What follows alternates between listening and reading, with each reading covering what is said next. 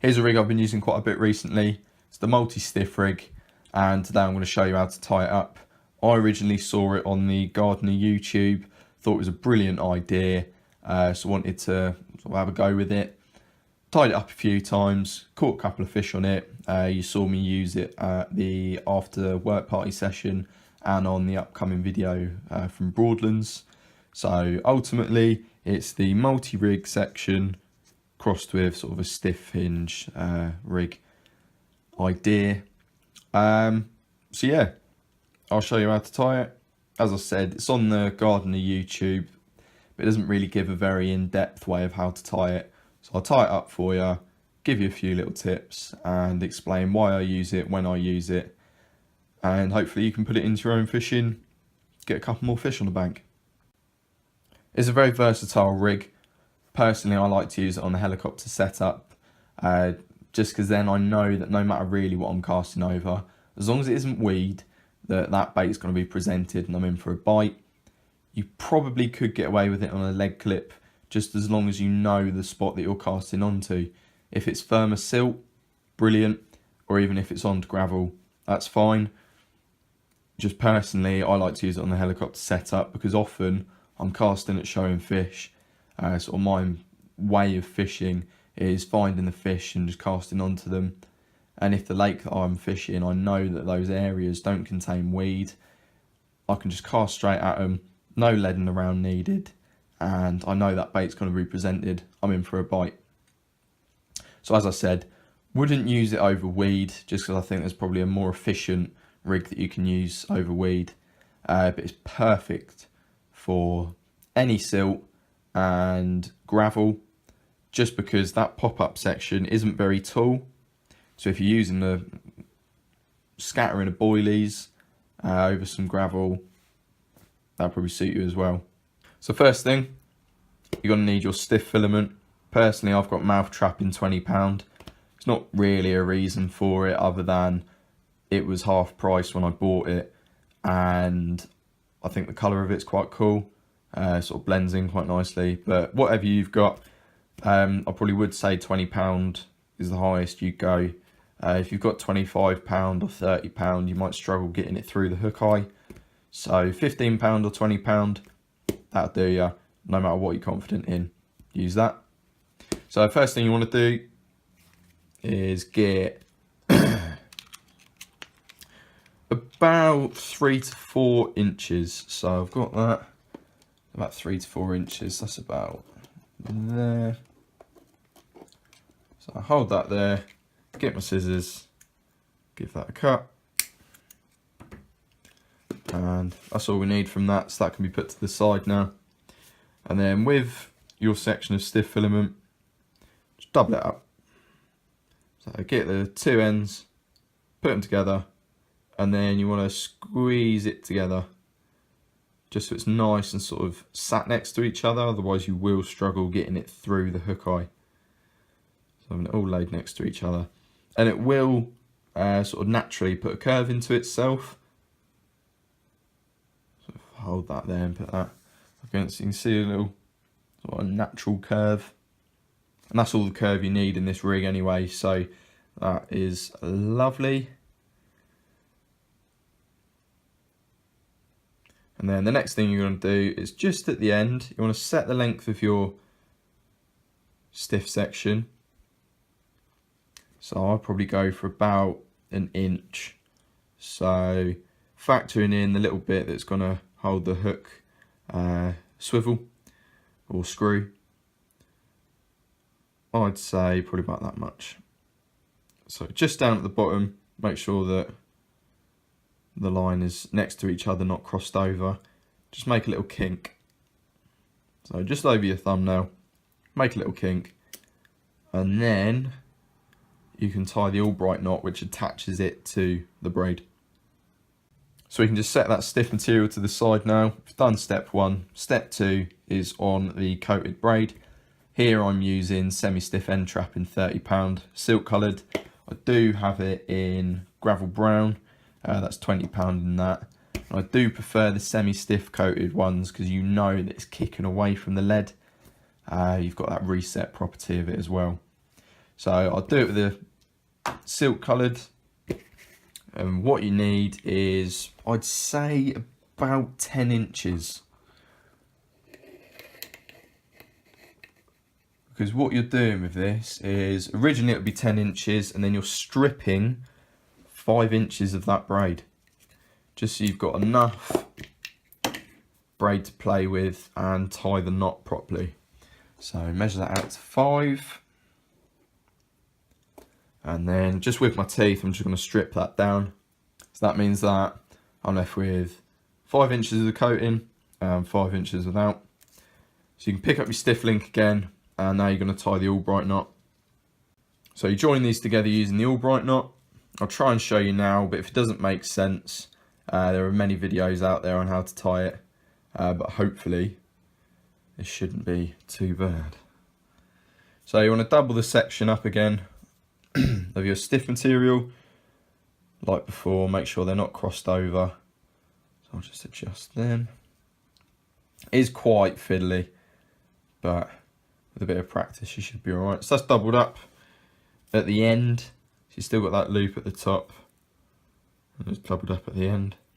And then with the uncoated braid, just pass it through the loop you formed, and then take it down all the way to the start of the coating. Then with your finger and thumb, just hold that where the coating starts, and then you might have to get your mouth involved here, but you shouldn't have to. And we'll just spin that uncoated braid around the stiff material. There we go. So I'm going to do this about, get my mouth involved, it's a bit easier. I'll go 5 times up, 3 times down.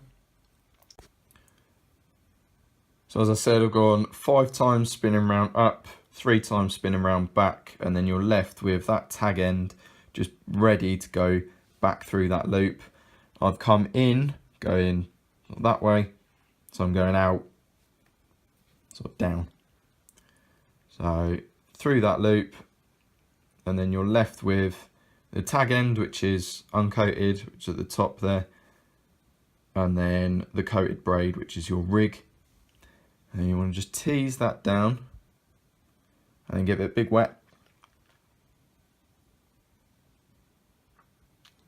Get your puller tool or whatever you're using. I've just got a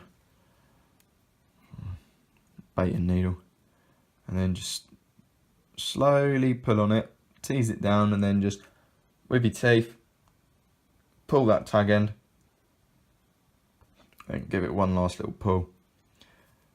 And then that knot, I've never had it pull, so touch wood anyway. So it's a very secure knot, and once you sort of know how to tie it, it is quite easy to tie. So now you're left with that tag end there. You've got 2 tag ends from the stiff material. Over there is probably a bit easier for you. And then you're left with, I'd say, almost 1/2 inch uncoated braid there, and then the coating runs through. So just trim those tag ends.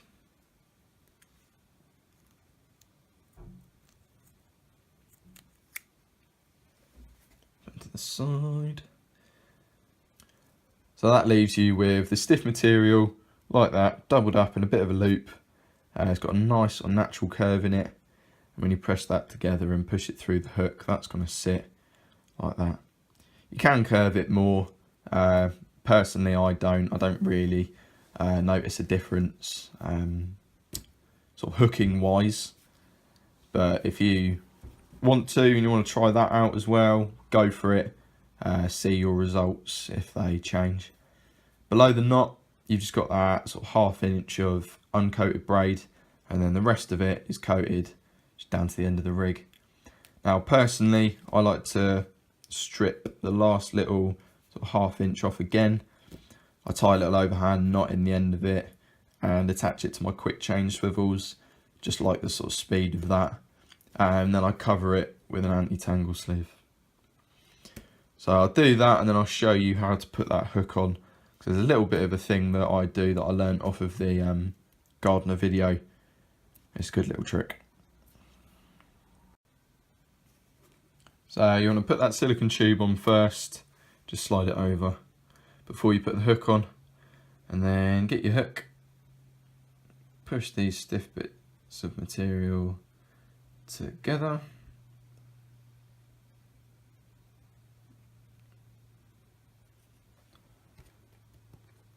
And then you're going from, turn that hook around, the front of the hook, so where the point is, out to the back. That's why it helps having hooks that have got quite big eyes. Again, this is a little bit fiddly.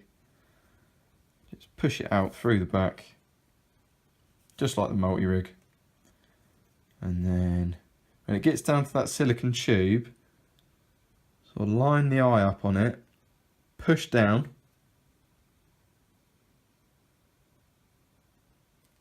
and then sort of one side of that silicone is going to go through the eye. With your other nail, just hold on to that.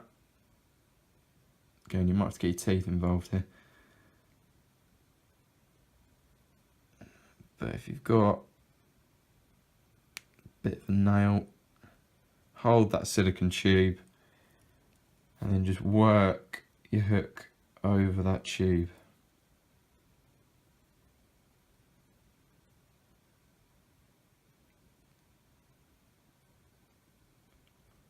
Like that. So that hook's now sat in the middle of that tube. I'll just slide that up, line it up so that curve's going the other way. So I'll turn the hook round. So now that hook's on, you want to get your bait screw, push it together again, pass that onto it. So you've now got your hook sitting on that tube and then your bait screw. I like to make a little kink just at the top of the doubled up material, just so you can almost set the height that that screw is going to hold the bait. Don't like it when it's just immediately up against the shank touching it. So then you can pass that material over the hook, so it'll sort of part in the middle. You've got your hook going through the middle of it. Pass the material over, and then either side of the shank, you know, just push it over one of the sides, and then slowly just adjust the height of that. When you're adjusting it, you want to hold the eye and the silicone, because otherwise the hook could sort of roll off the silicone. And then just adjust it so it's sat like that. And then where I've made that kink, I'll just pull that up a bit. Maybe sat like that. So, as I said, no need to curve it because it's got that nice natural curve in it anyway. We sat like that on the bottom. So that little silicone, what that's doing is it's holding the hook in place. If that silicone wasn't there, it would ride up and down on the stiff material quite easily. So that just holds that in place. So ultimately, that's it done. All I'll do now is get my little bit of putty, sort of squidge it down. I like to really overshot the pop-ups. Roll that around a bit, just so when fish come along and suck it up, they aren't sucking really delicately. If they want something, which hopefully my bait's going to be attractive enough, they're going to suck it in with enough gusto. So having that big bit of putty is going to force that hook hold. So that hook's going to be straight on the bottom lip, tighten it up, and yeah, it'll nail them. So that's that bit of putty there. Roll it around a bit, just so it's like that. And then you can steam it to straighten the coating out a bit more. As I said, I'd put a anti-tangle sleeve on the back of there. But ultimately, that's how you tie it, and the finished article will look just like that. So you can put an extra bit of putty in the middle there. Tie on or screw on your pop-up. I'd use a 15mm with this, but you can use a 20mm, whatever. If you want to scale down, 10mm, you know, your preference. Hopefully that's helped. You know, being a multi-rig, you can change the hook easily. That boom section, including the stiff section, as long as it doesn't get distorted in a fight, you can reuse it. And so yeah, not only is it a good rig, it's probably saving you a couple of quid as well. So like and subscribe if you haven't already. Cheers for watching, and I'll see you soon.